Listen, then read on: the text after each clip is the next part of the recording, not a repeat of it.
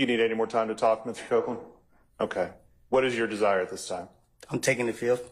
I can assure you that the decision to invoke the fifth came completely from Kenneth Copeland. I owe nothing to anybody over here. I owe nothing to anybody at any of these tables. I don't care, candidly, no offense, don't care what happens with their cases.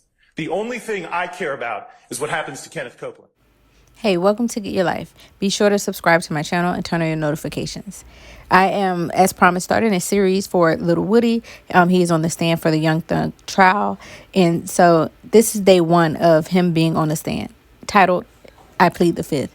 It is a mess, and you have to watch it throughout the whole video, because after Little Woody pleads the fifth, his lawyer steps to the plate, and it's just mayhem. But he's defending his lawyer. The state is accusing his lawyer of working with the defendants, Young Thug and the other people, and so it becomes a yelling match. And the lawyer for Little Woody basically claims that he doesn't care anything about the defendants. He doesn't care whether they win or lose. He is only there to defend his client, Little Woody.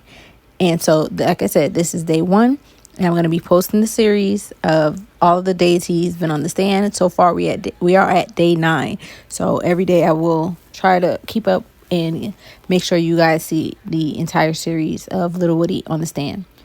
So here's the video. Be sure to like this video as well. Let's take a listen. Time is to bring him in and determine whether or not he would like to make sure he understands. I understand where he is under 24-5-507. He is present in the courtroom, Judge. Okay. What he has told me is that he repeatedly told the DA's office that he did not wish to cooperate, did not wish to testify, and wished to exercise his Fifth Amendment privilege. But I can bring him up and have him state that on the record. Yes. Okay. Come on up, Mr. Copeland. Mr. Copeland, come on up and have a seat here, sir. And just for the sake of you guys not having to fast forward, I've removed all of the unnecessary parts in the video where there's no talking or it's just not relevant. So, Right, Mr. Copeland, like I said, no need to fast forward. Your counsel, Mr. Melnick, have you had an opportunity to talk with him about testifying today? Yes. All right. Has the state provided you a letter of immunity or a copy of the order that I have signed directing that they give you use immunity? Yes. Do you have a copy of it? Yes. All right. Can we see that, please? Can I? Yes. I need 2 copies of it. Actually, 3. Your sign. Not yet, sir. Doesn't apply to you yet, Mr. Steele.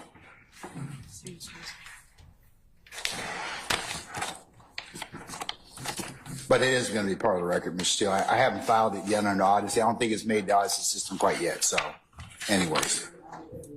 Huh? We had a proposed order. But I signed the order this morning, though. I meant the manner in which it will be filed will not be made public. Okay. All right. Which copy's been given to Mr. Copeland? The order pursuant. All right. All right. Do we have extra copies of that?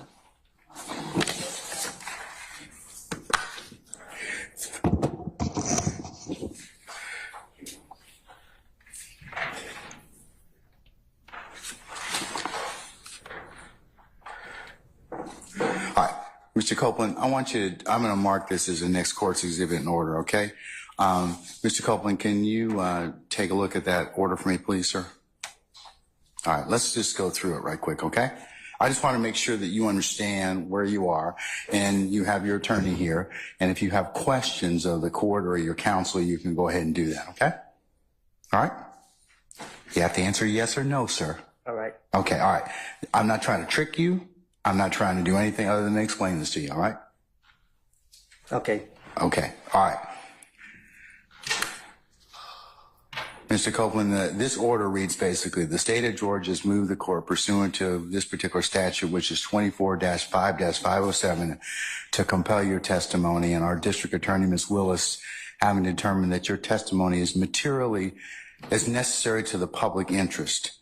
And that is, and if you take a look at the footnote, sir, I'm sure your attorney's probably explained this to you, that she has the purview of determining whether or not your testimony is needed for a particular trial. I don't even have that authority. Your attorney doesn't have that authority. You can't decide that maybe it's not really necessary. She makes that decision. So, and it's in the public interest. So you've been subpoenaed in this case to appear before and give testimony in this particular matter. State has provided the court sufficient reasons as to why you are necessary as a witness in this case. It appears that you've been properly subpoenaed to appear as a witness in this case, and that your testimony is necessary in the public interest. So that's how we, as a due process, gets you to come to court. I mean, you were noticed as a witness. They've identified you as a witness. They've determined that your testimony is needed. Because of the fact that you have some concerns about what your testimony may indicate or could indicate in this case, and that's something that you and your counsel have talked about, and I'm not certainly going to inquire about that. But in order to potentially deal with anything that may come out of that, the state is basically, knowing that you have a Fifth Amendment privilege, says, okay, we acknowledge that. We're going to give you immunity. And as a result of that, then you have to testify as a result of that. If you don't testify, then I, as the judge in this case, have several remedies. One of those is that I could hold you in contempt and jail you because the way that you get out of that contempt is to just testify. That's the only thing they wanted in this case for you to testify. So your attorneys told me you're going to invoke your Fifth Amendment privilege. Done, said. However, the immunity has been signed. I have a copy of that right now. So you're required to testify. So if you don't testify, the state's probably going to ask me to jail you. And I'm probably going to do that. So I'd like you to go ahead out and talk with your lawyer and tell me what you want to do at that point in time, okay? Do you need any more time to talk, Mr. Copeland? Okay. What is your desire at this time? I'm taking the Fifth. Okay, you're taking the Fifth, but you've got immunity, but you still want to, are you going to testify? That's the thing. That's the question. That's the question on the floor. I've acknowledged the fact you have a Fifth Amendment privilege, but the state's given you immunity, so that overrides that Fifth Amendment privilege. They require you to testify. Yeah, but the state don't know what they're talking about. So if they ask me a question that implicate me, then... Okay, they can't prosecute you on that. They can't. The order prohibits them from allowing them to use that testimony against you. That's what your lawyer, and I'm not going to get into any of the machinations or intricacies of what may or may not have happened in this case, but Mr. Melnick is a very seasoned criminal defense attorney. I've seen him over the past 2 decades. I'm sure that he's probably given you very, very good advice, but the state can't use that testimony. They can't kind of say, have it both ways, like you testify and then use that against you to indict you and prosecute you. Then we wouldn't have any faith that we need to have people come in and give testimony. So that's why they can't do that. They kind of can't go back on what they're going to tell you, So I signed the order. Now they've asked for immunity. I've signed the order. So basically, whatever you have to tell us, you'll tell us. Say no more.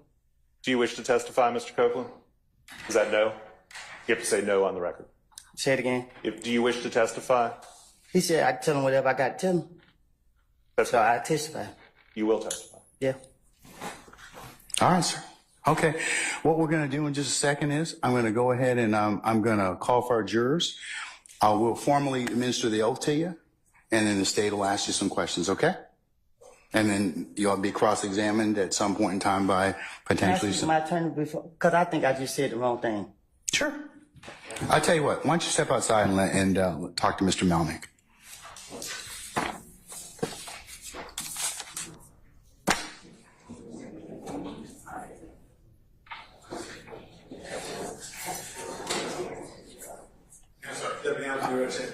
Okay, all right. Deputy Ham, can you check on our jurors, please? Mr. Steele, what can I do for you? Okay, all right. Your Honor, just a reminder, there are some issues with the proposed exhibits. I don't know if the state's planning on introducing them today, but I just wanted to give you a heads up. You're right, we're gonna pass them out, and I think we can deal with them after. Okay, all right. She said you'll deal with it. She'll deal with them as they come, as they're introduced. So. Everybody ready? All right. Summon our jurors, please.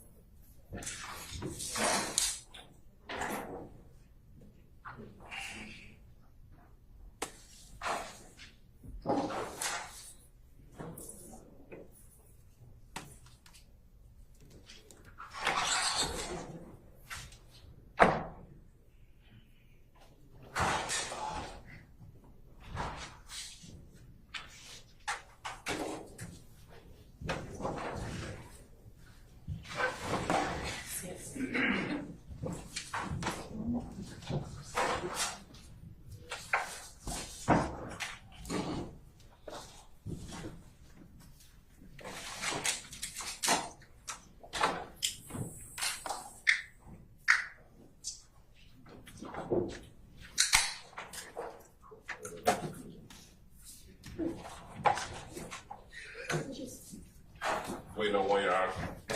All right, sir.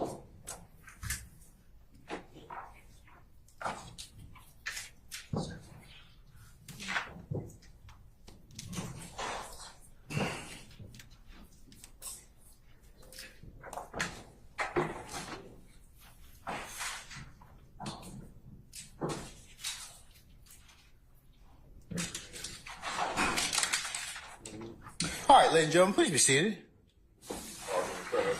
All right, thank you, Deputy Ham. Ladies and gentlemen of the jury, good afternoon. All right. Without further delay, we're going to go ahead and call the next witness. State. Your Honor, Ms. Hilton calls Kenneth Copeland to the stand. All right, summon Mr. Copeland, please.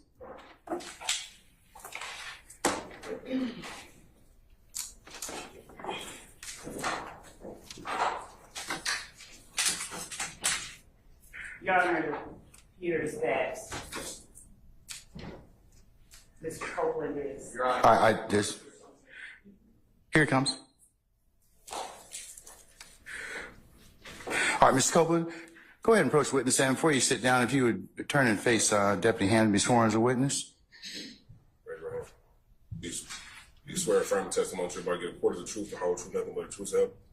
Yes. You make me see if you state your first and last name with the spelling of both, please. You say that again? State your first and last name with the spelling of both, please. Kenneth Copeland. Mr. Copeland, do me a favor. Pull your chair up as close as you can to the microphone and speak directly into it so we can all hear you. So if you could state and spell your first and last name for the record, please. Kenneth Copeland. Please. Spell it, please. KennethCopeland. All right, thank you, sir. All right. And Mr. Copeland, good afternoon. Do you want to be here? Ma'am, Do you want to be here? I'm here. Okay. Are you going to let me ask you some questions? Okay. How old are you? Grown. Okay, what does grown mean? I'm an adult. Okay. And when you say you're an adult, what number in years are you?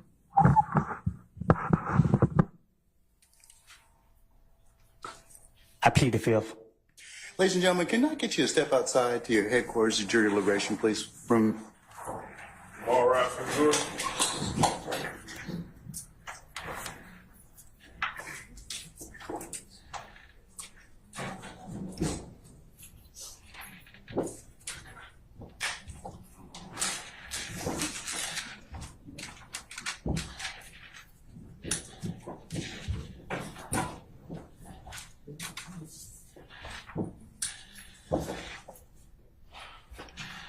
All right, ladies and gentlemen, please be seated. Our jury has left us.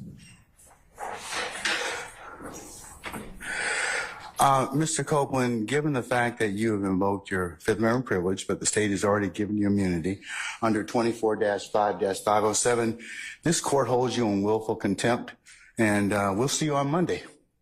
And we'll see if we can get some more testimony at that point in time. Take them into custody.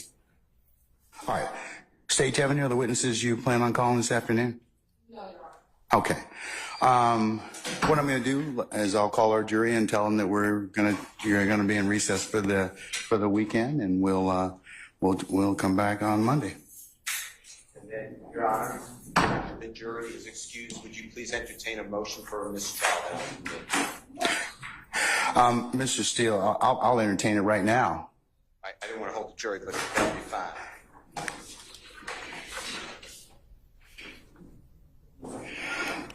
And what's the basis for your mistrial? We didn't know he was going to invoke. We didn't know what he was going to testify to, and I certainly didn't let him. He was only asked one question. So at this point in time, there's really, you can't knowingly let a witness invoke their Fifth Amendment privilege in front of a jury, but that didn't happen in this case. Last thing we heard from Mr. Copeland was he was going to testify. So everything you say, I'll adopt, because I was about to say those words. Based upon information belief, I'd like to call witnesses from the prosecution. I was told, I do not have the personal information, but I was told that Mr. Copeland made that known to officers of the prosecution team prior to being called right now. But it's what I was told. The last thing the court knew, and he has counsel. If a party knows that a witness is going to invoke the Fifth Amendment in front of a jury, which poisons us, there's no doubt it prejudices Mr. Williams et al., all of them, because this trial's been going on now, I believe, 8 months in front of a jury, and they've heard Mr. Copeland's name however many times a court reporter says. Casey, that's what we've heard. No, so the jurors have heard Kenneth Copeland. And as well, okay. I opened on him that he's a killer. We cross-examined all these witnesses about Kenneth Copeland. The state talked about Kenneth Copeland. My point is, if this honorable court finds that the state knew or had reason to believe that he was going to do this in front of a jury, that his response was going to be, I'm invoking the Fifth Amendment, then, Your Honor, yes, I adopt what you said. That's wrong of a party, and I'm moving for mistrial. Okay. Okay. All right, sir. Thank you. All right. Your Honor, are the rules in effect? Yes, sir. It would apply to everyone. Yes, Ms. Love. Your Honor, I'd just like to put some things on the record regarding Mr. Copeland.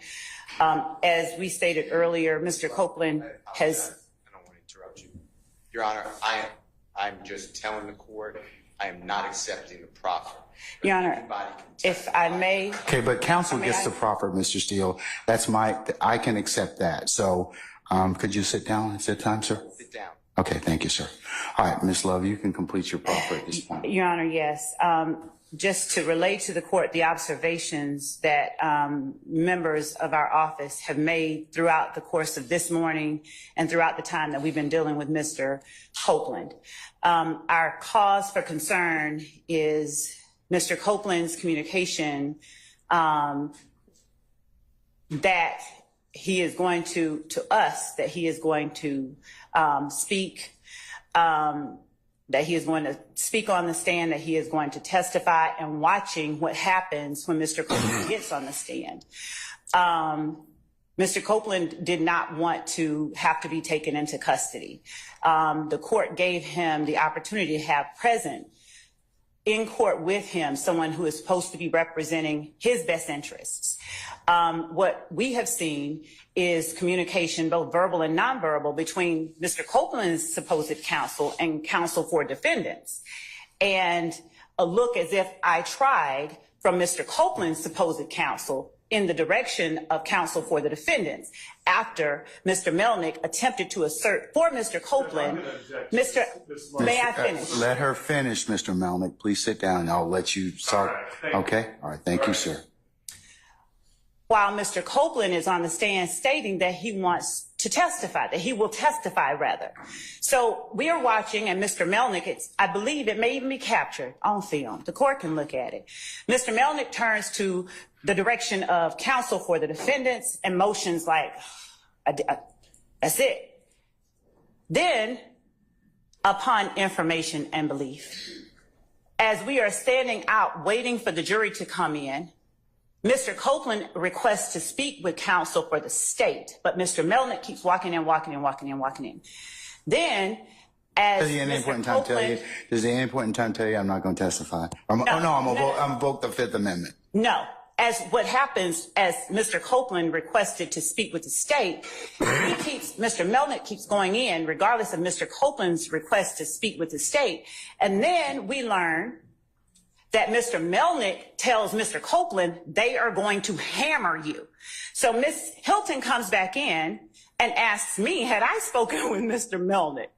Had I told him that we are going to hammer Mr. Copeland? The state had not made any such communication with anybody.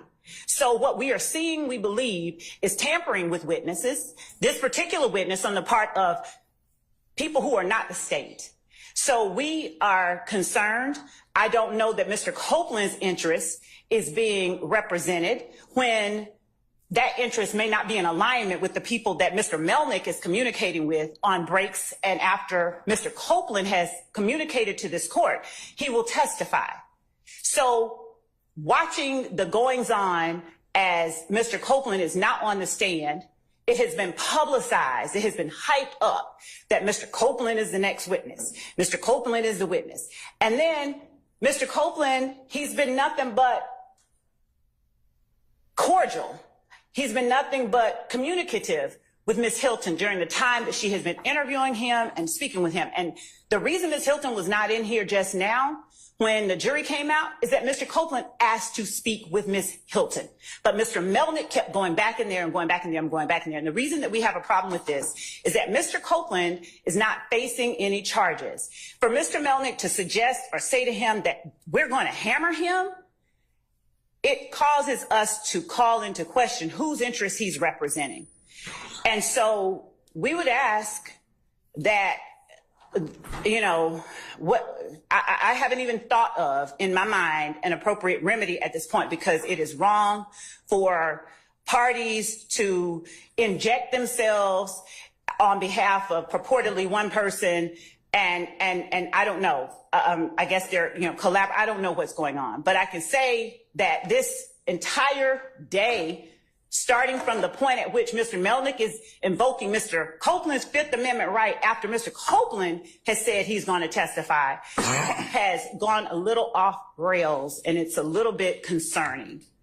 So, Your Honor, as to this motion for a mistrial, we would argue that it's caused by actions on the part of people other than the state, that Mr. Copeland got here and said what he did. So we will continue to speak with Mr. Copeland because Mr. Copeland doesn't have any charges that are open. If he asks to speak with us, which he has, we'll go and speak with him. And I'm not even certain what is going on behind me with respect to persons who are purporting to represent the best interests of Mr. Copeland. But it would appear to me that Mr. Copeland's best interest would be served by Mr. Copeland not being inside the Fulton County Jail. But that's just my opinion. So, Your Honor, I would ask that the court deny the motion for a mistrial at the very least. And if it goes any further, find that actions by people other than the state have led to us being where we are, because Mr. Copeland was at the point right before lunch of agreeing to testify.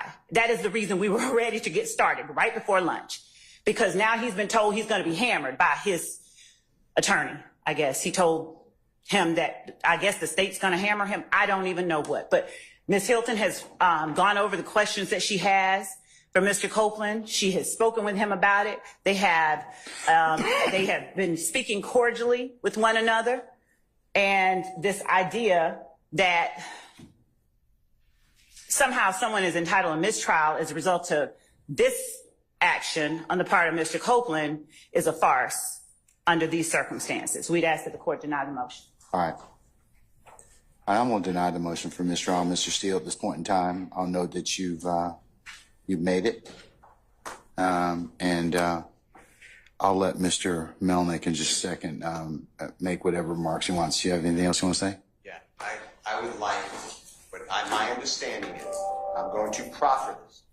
But there's a great investigator who is looking at me, and I trust her. I'd like to call her as a witness.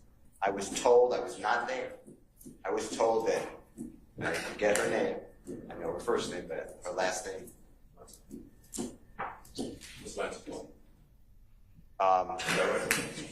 And Investigator Long, and I may be wrong, heard Mr. Copeland prior to coming in to the courtroom, almost immediately prior, state, and I'm reading from Mr. Kokomo, if I have to go to jail, then lock me up. And then the Honorable David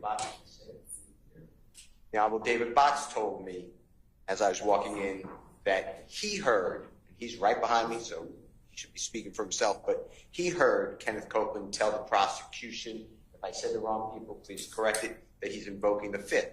That's why I raised it. I'm not saying anybody did anything wrong. I'm saying that if a party knows or has a reason to believe that a witness may invoke the Fifth Amendment in front of a jury, we avoid that at all costs. But the challenge we're having, Mr. Steele, is I do believe that there's probably been some behavior that probably wouldn't pass the good faith test of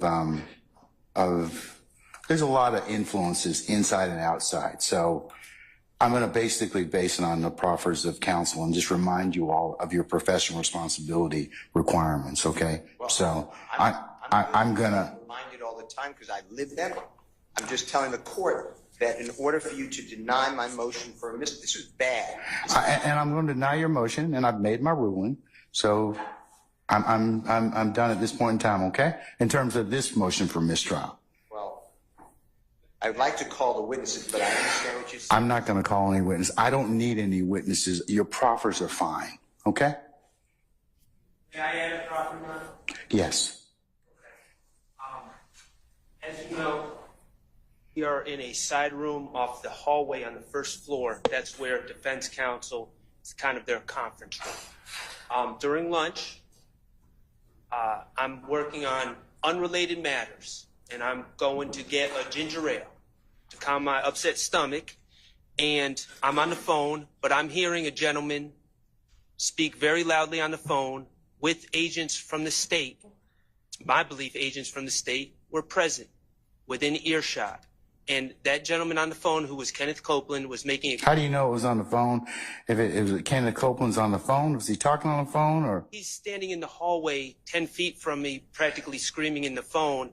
Oh, so Mr. Copeland's on the phone? Yes. Okay, and you're overhearing this particular purported conversation. I'm not testifying. I'm not giving a direct quote because I was on the phone handling my own business and I was no interactions with. Okay, but here's the thing. I think it's consistent with I'm not testifying. Okay, he can make a decision not to testify. Okay, but if he does so, and because he's already been told, look, you can invoke your Fifth Amendment privilege, and you've been given immunity, and if you don't, I told him what the consequences are this morning. That's consistent with what I've heard thus far, and I don't think that is. I believe that the state was on notice that something like this was going to happen. Okay, all right, but all of you have kind of, like I said, either unwittingly or I just remind you from outside agitation or otherwise, you all need to stay away from any of this.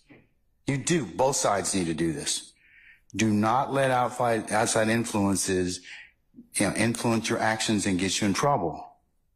You all should rise to a higher standard in terms of don't let any of this stuff. I mean, these witnesses will testify to whatever they're going to testify to. So the defense has done nothing. I didn't say you did anything wrong. Okay, but I did. I've heard is the state. I didn't say you did anything wrong, but I understand, Your Honor, but I just want to be clear. The only thing that I've heard today is that the state met with Kenneth Copeland without his attorney.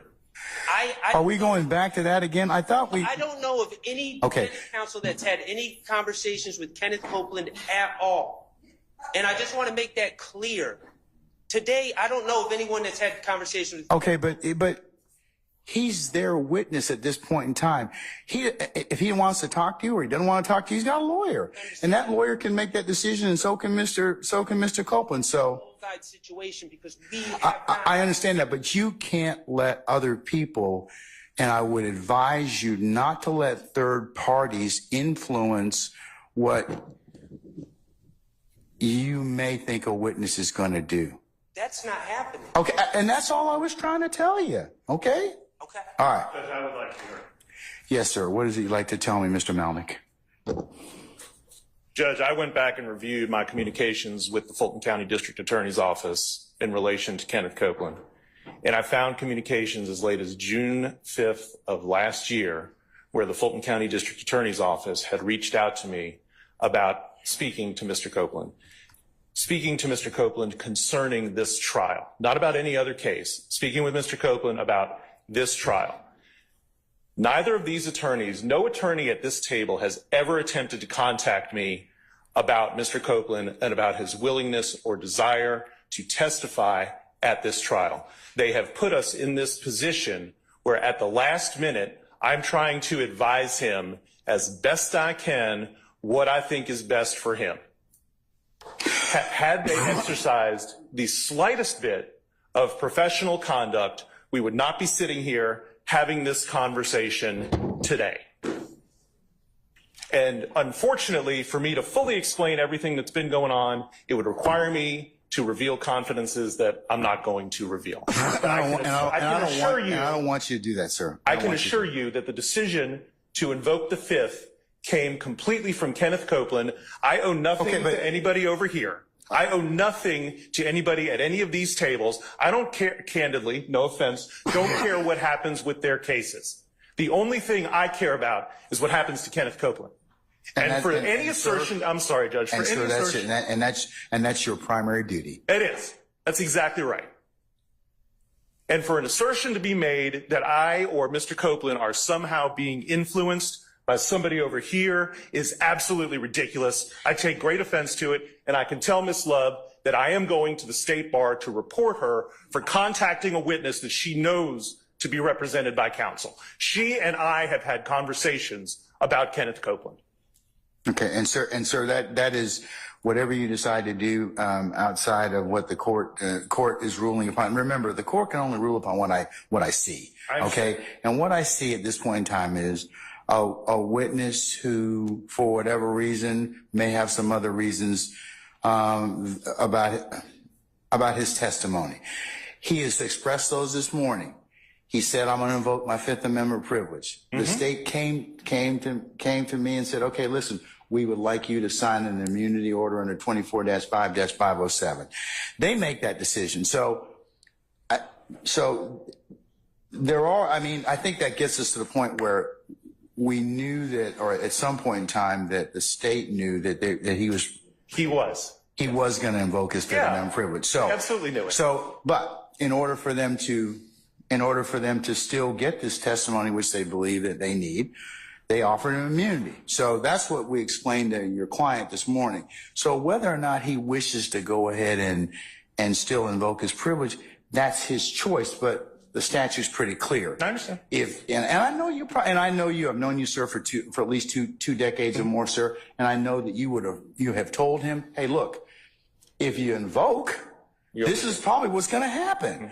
And I suspect that as you probably have a conversation with him now, you're probably going to tell him, well, that was a self-fulfilling prophecy in terms of what I told you might happen. But I don't know what conversations you have with him, but I suspect that they were consistent with what the dictates of 24-5-507. Now, Monday, we'll go ahead and I'll call him out before the jury comes in on Monday morning, and we'll ask him whether or not he wishes to continue his testimony, because I don't want him to invoke in front of this jury if I can help it. So since he's made it once already, I'm going to ask him before the jury gets out here on Monday, is it your intent to invoke your Fifth Amendment privilege? If it is, he's going to go back into custody until he's willing to go ahead and give testimony, because he has immunity, so he has to testify. Judge, the only thing that I would say is that the primary reason Mr. Copeland is in custody right now is because the state has utterly failed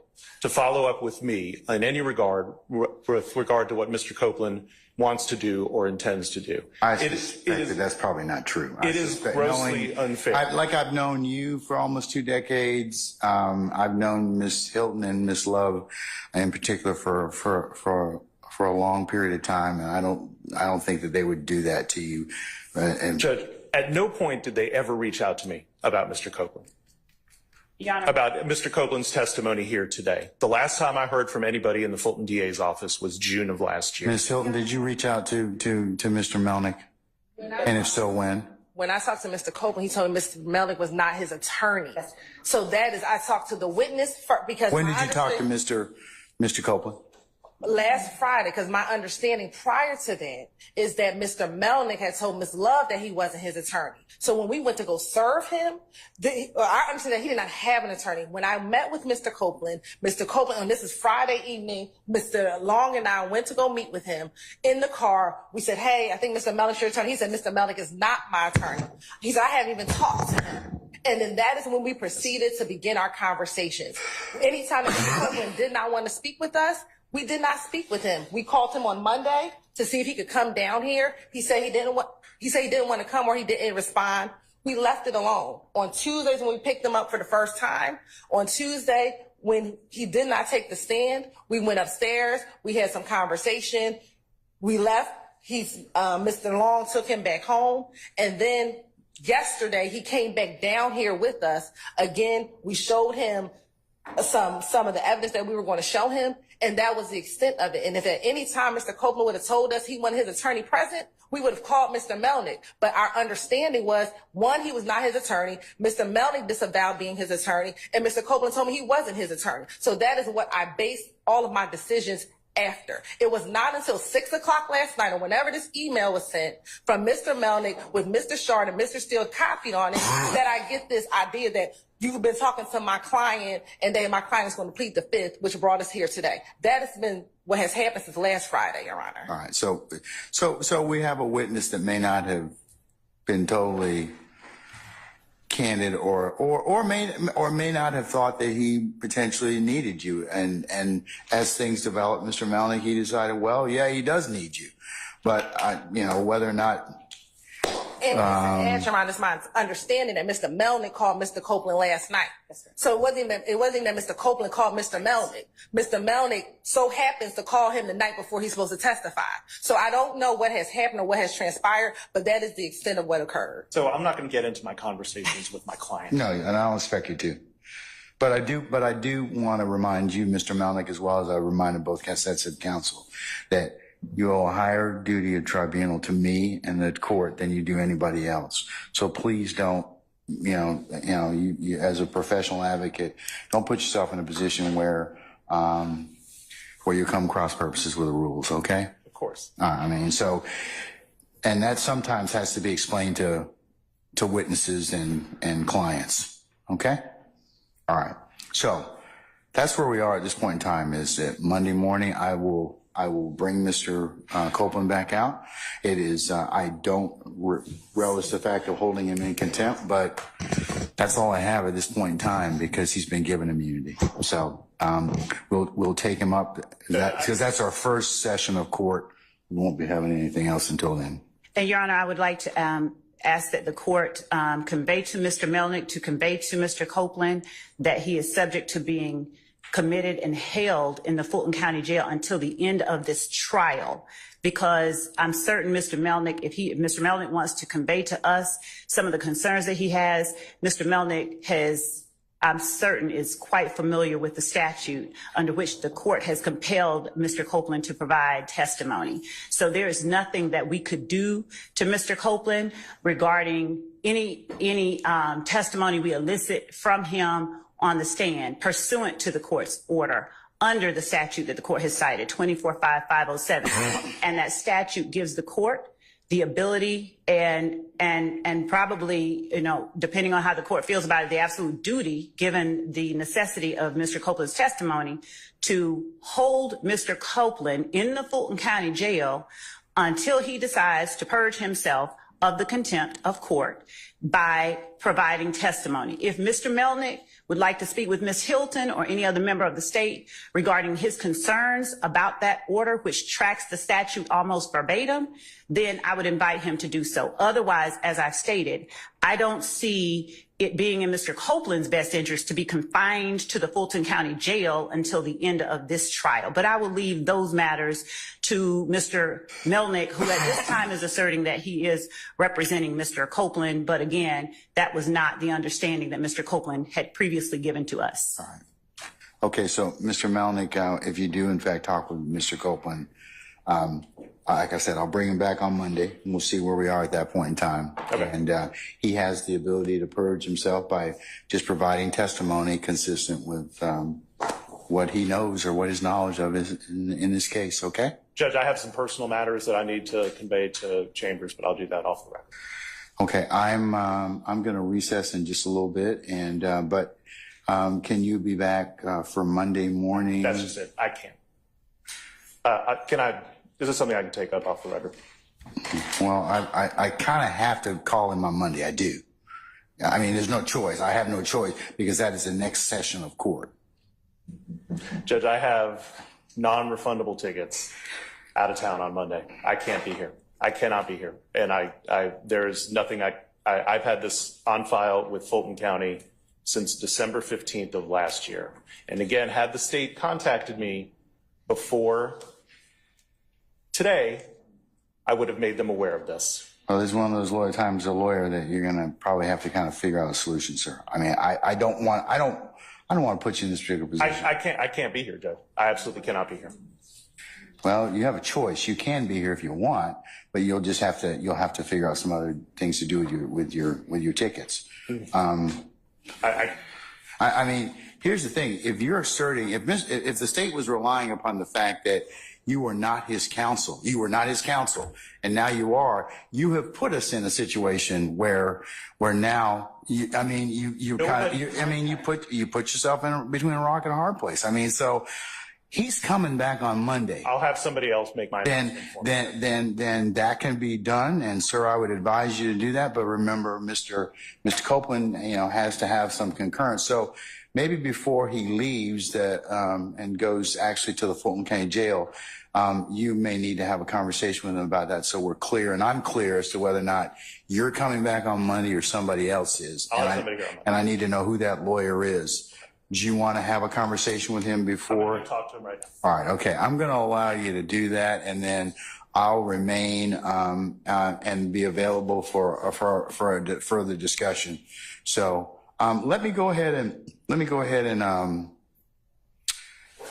Sergeant Ham, can you and your colleagues or Lieutenant Walker arrange for Mr. Melnick to talk with Mr. Copeland, please?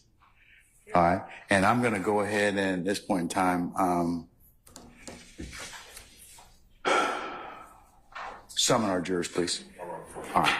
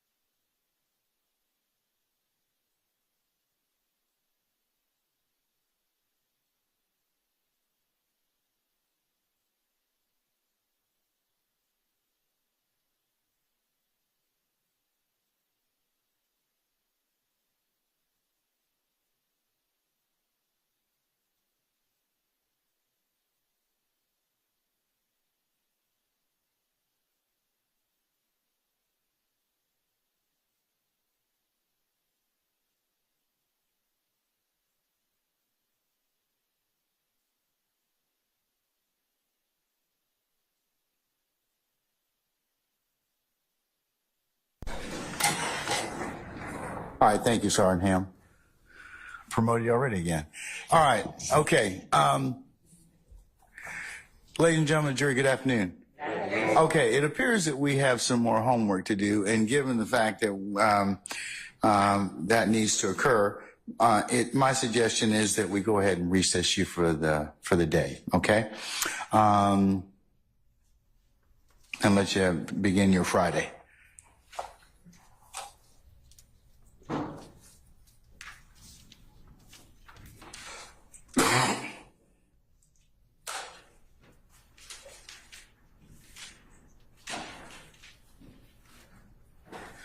Ladies and gentlemen, Monday being a regular work day, what I'm going to have you do is report for 8:30 for a 9 o'clock anticipated start time. And we'll see where the day leads us on Monday, okay? All right. Any ministerial inquiry with me, ladies and gentlemen? Anyone? Okay. All right.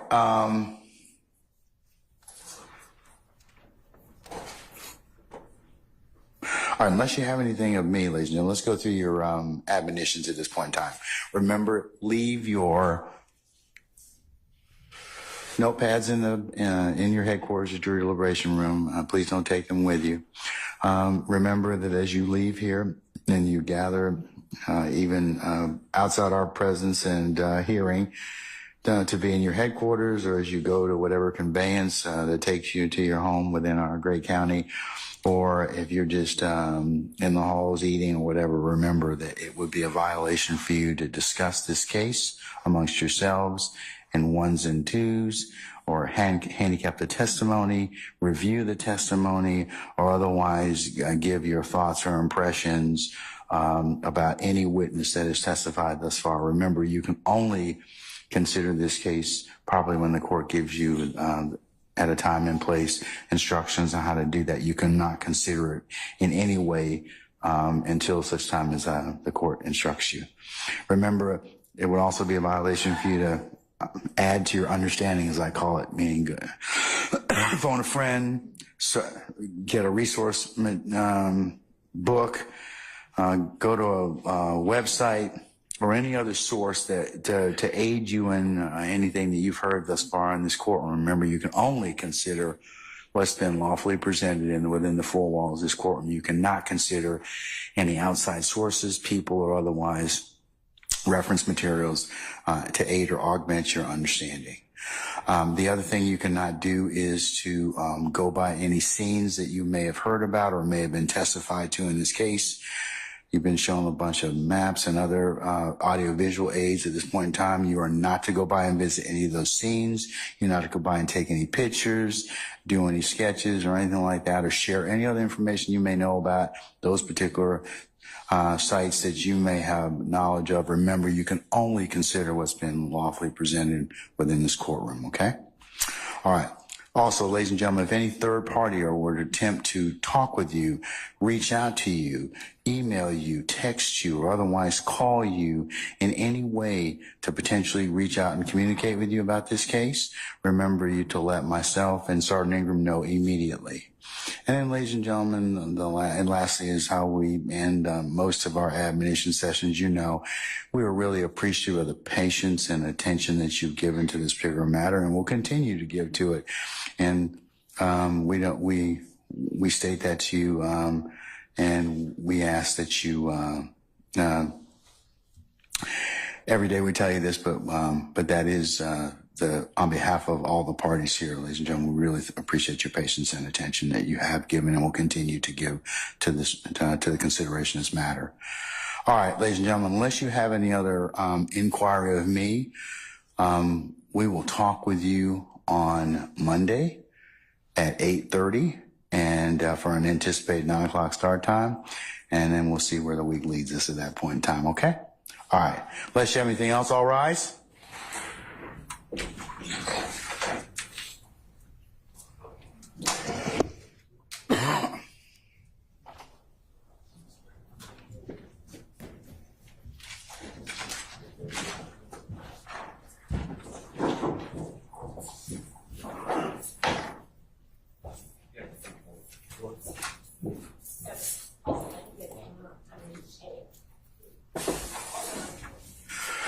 Okay, ladies and gentlemen, our jury has left us. Please be seated.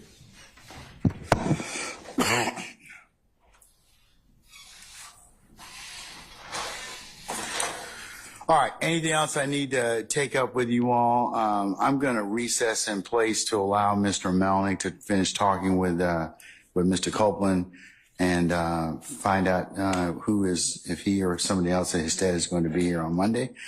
And but if not, we will be here on Monday at 8:30. Any other things I need to consider? Yes, Your Honor. There is a matter regarding the jail calls that we were provided. Mr. Steele has not yet provided us the ISO file. We received something additional on a thumb drive last night. We had the deputy of our jail call unit look at that, and we are again missing.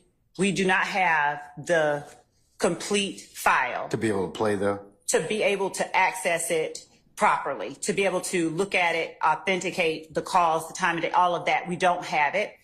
We were provided last night a thumb drive with cut and pasted file names up under headings, with some additional pieces of a file that would have had to, again, have been deconstructed from the way that the file would have been given to counsel for defendant Williams.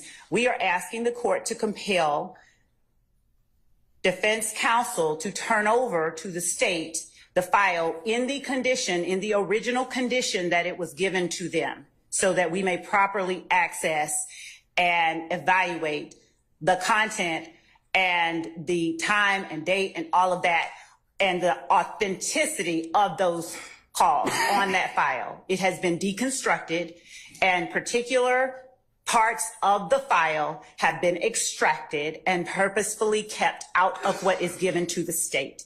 So we are asking, again, that the court compel either, you know what? And if they don't want to, then we're asking that they just be excluded. Okay. All right, Mr. Steele, do you have the raw file?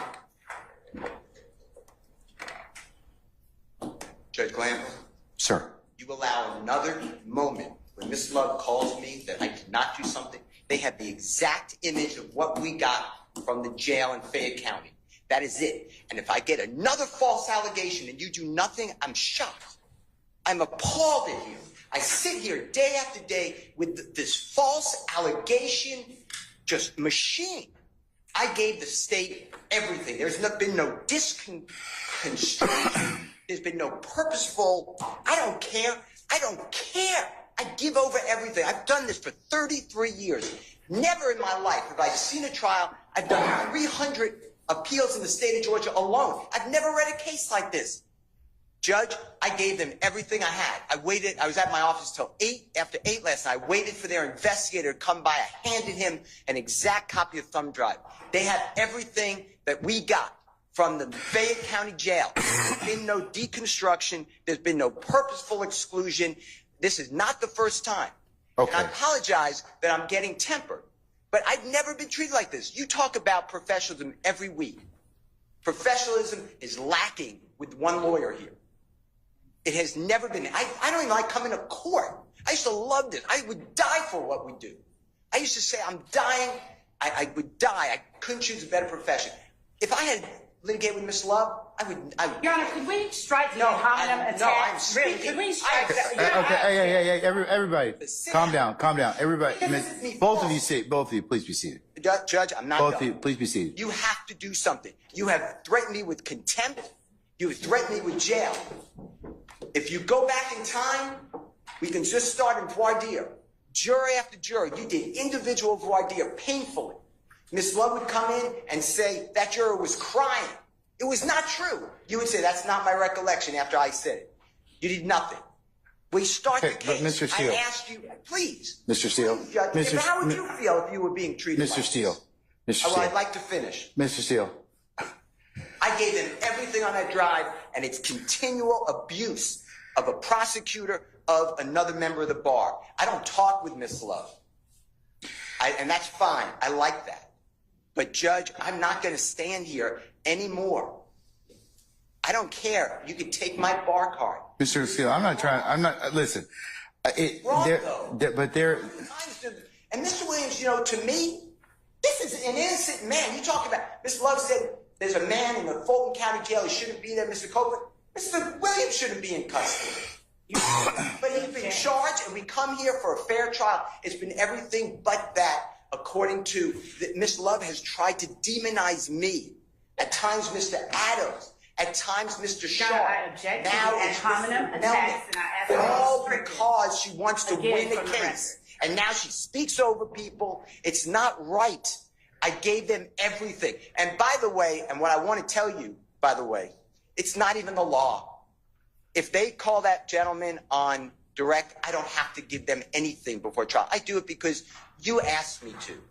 You said, listen, we got a big case. It's going to take a long time. Give them things. I gave this, by the way, to the state October of 2023.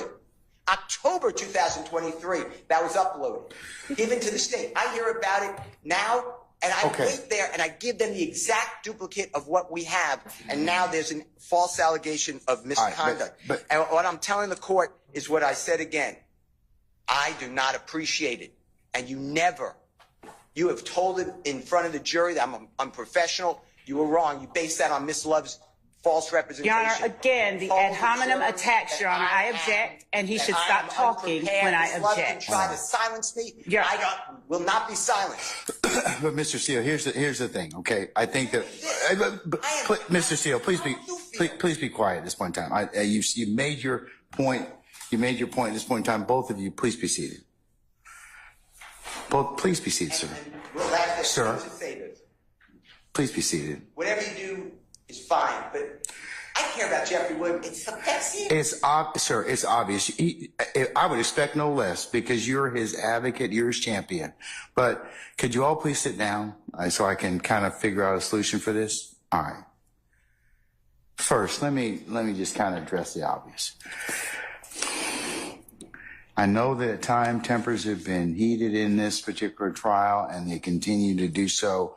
And I know that all of you are being zealous advocates and representing your clients to the best of your ability with zeal and rigor. However, I agree that, there should not be ad hominem attacks on anybody or any counsel, and that you all should think and reflect about what you say about your brothers and sisters of the bar. Because we have a large contingent of folks that watch this trial, and so not only for the purposes of this, but it sends not the message I think you want it to send. All right, so I'm going to leave you all to your wise discretion in order to do that, but I'll take up whatever I need to take up as I see fit. But I know that you all. This has been a long trial. It's very demanding, exacting, and grating on and tiring on all of you. So I ask you to just take a couple deep breaths and step back and see and kind of look at and just remember that you do represent of who you represent and what you're here for. In terms of the tape or the phone calls from Fayette County, it's the court's suggestion that, and if you want my assistance, I can always, with a proper subpoena, have the raw, whatever it is that whatever you're seeking to get, I could get that, and you can compare that against what you have. Because maybe that's what, and Mr. Steele, I don't doubt, and I know that you would never delete or otherwise try and alter evidence, and I assume that that's what you got, and I'm gonna take that at face value. I'm in no way saying that. Ms. Love is in her argument is saying that she is, when it's stripped down, less all the sound and fury,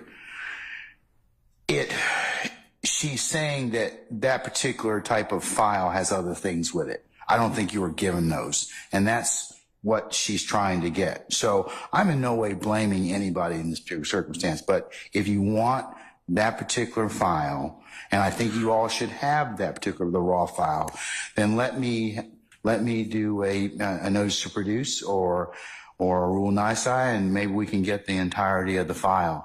And I think that if you did that, I think that the whole thing would probably be produced to you, because nobody probably wants to come down here and see me. So I will work with you all to get that, and you all we can take that up. And It's a problem I think can be resolved, but I'm in no way, but I would just remind everybody to be careful about what they say to each other. Some things you just can't take back. And remember, you're all going to see each other over and over and over again. And, you know, it serves you and serves the profession, serves your clients. It's not effective. So just please consider what I just told you. All right. So, I'm just going to recess and we'll see where Mr. Melnick is at that point in time. And then I can talk about Monday for certain. Okay. All right. Okay. I'm just going to recess in place. All right. All right. Thank you for watching my channel, Get Your Life. Also, be sure to subscribe and turn on your notifications and comment down below. What do you think about Little Woody's first day on the stand?